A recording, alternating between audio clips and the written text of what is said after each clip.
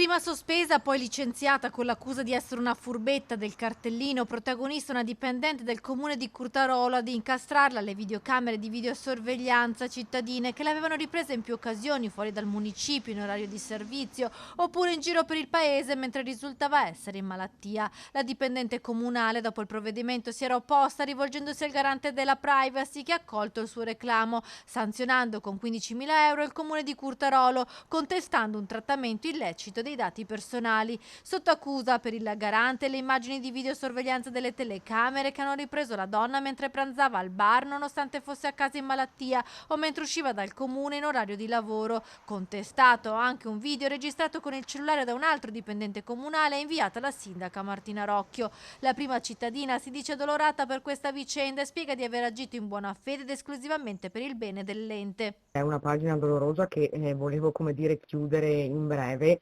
Chiaramente sì, diciamo che sono questioni annose perché ci siamo andati insomma avanti molti anni.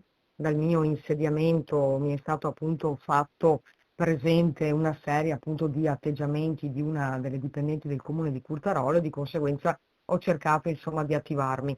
E quindi sotto questo aspetto ho cercato di fare nel mio come dire, nel mio piccolo, insomma, degli accertamenti che poi chiaramente io ho dato e ho conferito solamente all'autorità giudiziaria. La sindaca ora è intenzionata a pagare subito la multa per ottenere una decurtazione del 50% della somma, una decisione presa innanzitutto per tutelare il comune e fare l'interesse dei cittadini. Quando si opera per il bene comune e per il bene anche dell'amministrazione comunale, dei dipendenti, insomma, di tutta la struttura, io ho cercato sempre di farlo chiaramente nella buona fede, che comunque almeno questo è stato rilevato dal garante.